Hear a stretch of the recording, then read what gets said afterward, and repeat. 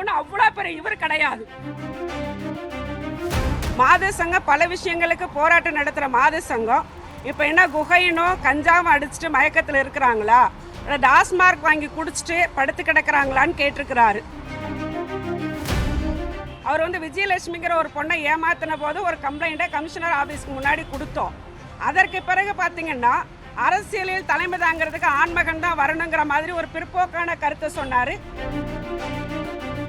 எங்கே போச்சுன்னு கேட்கக்கூடிய சீமான் எங்கே போனார்? அவர் ரிதன்யாவுக்காக போராடினாரா? வரதட்சணை கொடுமைக்கு எதிராக அவர் குரல் கொடுத்தாரா? மாத சங்கத்தை தொடர்ந்து பேசுகிறார். பேசுவதற்கு எந்த விதமான 1% தகுதி கூட சீமானு கிடையாதுங்க. சீமான் பேர்ல வரதட்சணை கொடுமையில வழக்கு போடணும். ஒரு பொது இடத்துல வரதட்சணை வாங்குவது தப்பு, கொடுக்கறது தப்புங்கிற போது மனைவியை கேட்க சொன்னதாக அவர் சொல்றதே குற்றம் தானே. அனைத்து இந்திய ஜனநாயக மாத சங்கத்துடைய மாநில குழுவின் சார்பாக கமிஷனரை பார்த்து மனு கொடுக்க வந்திருக்கோம்.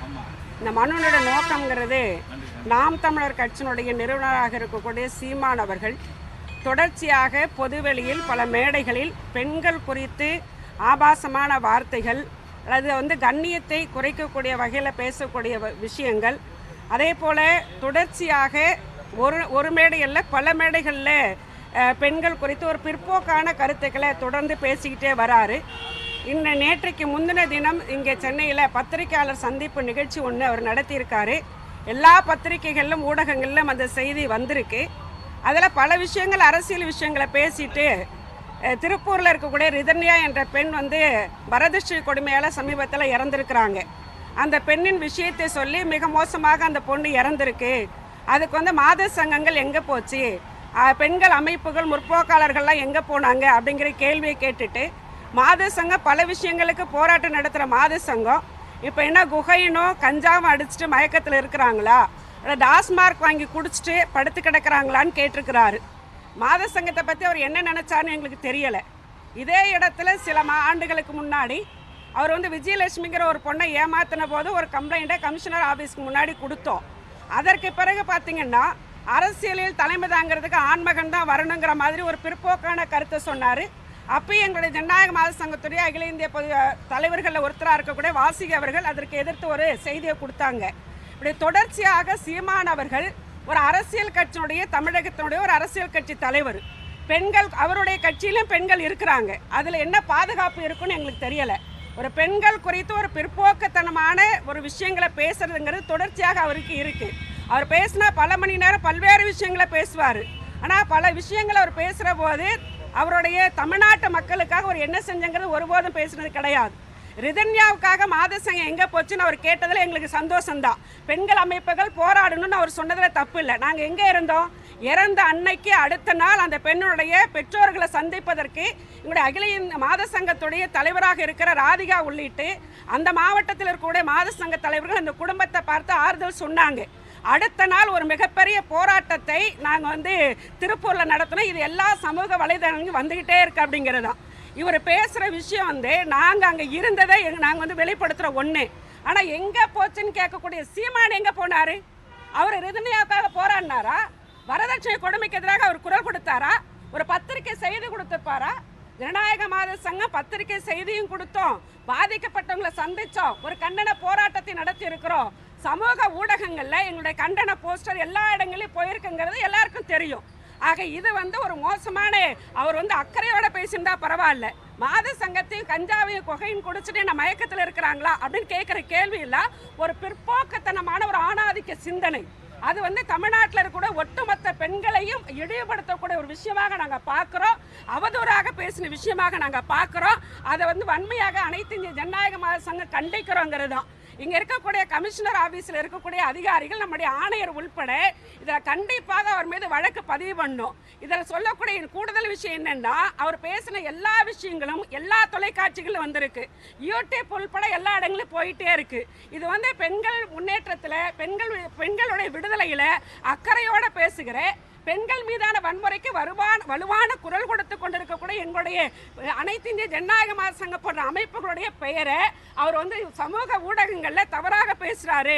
அது பரவுதுங்கிறத நாங்கள் கண்டிக்கிறோம்.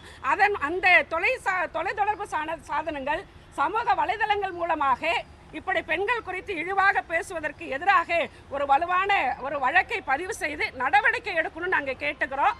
நாங்கள் இன்னைக்கு கமிஷனரை பார்க்க முடியல.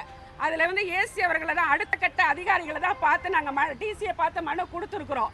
இங்கே இருக்கக்கூடிய சிஸ்டமை பார்த்தீங்கன்னா உள்ளே போகிறதுக்கு ஒருத்தர் புகார் கொடுக்க, ரெண்டாவது கூட ஒருத்தர் போகலாம் அல்லது ஒரு 2-3 பேர் போகலாம். அங்கே உள்ளே போய் பேசுகிற போது அதை தாண்டி புகைப்படம் எடுத்து நாங்கள் எல்லாம் வாங்கிட்டு போன பிறகு பார்த்தீங்கன்னா வந்திருக்கக்கூடிய பாதிக்கப்பட்டவர்கள் பல காவல் நிலையங்கள் இருக்கிற வழக்குகளில் எஃப்ஐஆர் இல்லை, சார்ஜெட் இல்லை, நடவடிக்கை இல்லை, பாதுகாப்புலன்னு வந்திருக்கிறாங்க.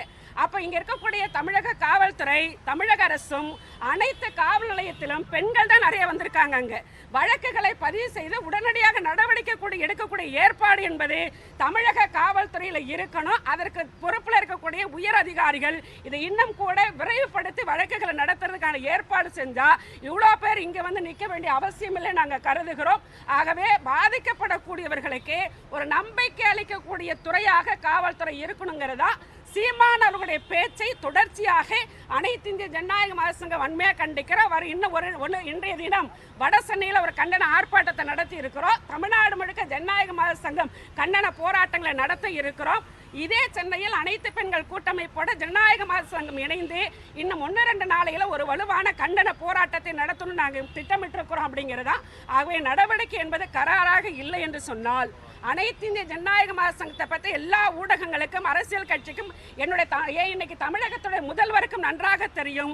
எங்காவது பெண்கள் பாதிக்கப்பட்டால், இழிவுபடுத்தப்பட்டால், அவமரியாதையாக நடந்து கொண்டால் மிகப்பெரிய போராட்டத்தை ஜனநாயக மகாசங்கம் நடத்தும் என்பது கடந்த கால வரலாறு. பொள்ளாச்சியில் ஒருத்தர் தான் குற்றவாளினாங்க, 2 பேர் குற்றவாளினாங்க.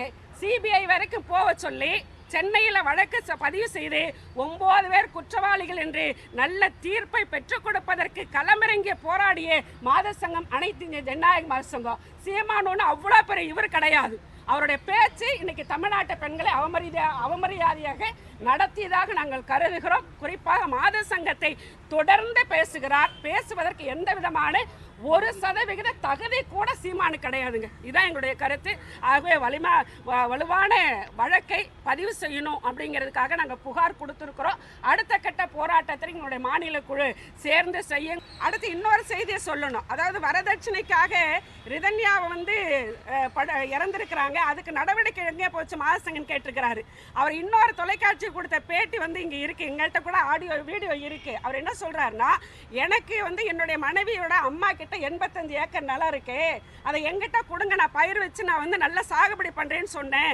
என் மனைவி நான் கேட்க முடியாதுன்னு சொல்லிட்டாங்க, நீங்க வேணும்னா கேட்டுங்கன்னு சொல்றாங்க. அதுல எனக்கு உடன்பாடு இல்லை, என் மனைவி கேட்டு எனக்கு அதை வாங்கி கொடுத்துருக்கணும்னு சொல்றாரு. வரதட்சணை கொடுமையில சீமான் பேர்ல வழக்கு போடணுங்க. சீமான் பேர்ல வரதட்சணை கொடுமையில வழக்கு போடணும். ஒரு பொது இடத்துல வரதட்சணை வாங்குவதும் தப்பு, கொடுக்கறதும் தப்புங்கிற போது மனைவியை கேட்க சொன்னதாக அவர் சொல்றதே குற்றம் தானே. ஆக இன்னைக்கு வரதட்சணை வழக்கிலேயே நம்முடைய கமிஷனர் ஆபீஸ்ல அவர் மேல வழக்கு பதிவு செய்யணும். அந்த வீடியோவையும் அவர் எங்க பொதுவாக பெண்கள் குறித்து பேசிய வீடியோவும் நாங்க வந்து கமிஷனருக்கு கொடுக்கிறோம். அதன் மீது நடவடிக்கை எடுக்கணுங்கிறதையும் சொல்லிக்கிறோம். ட்ரெண்டை ஃப்ரெண்ட் ஆக்கிக்கோங்க. தந்தி டிவியின் சப்ஸ்கிரைபர்ஸ் அண்ட் ஃபாலோவர்ஸ் குடும்பத்துல நீங்களும் இணையுங்க.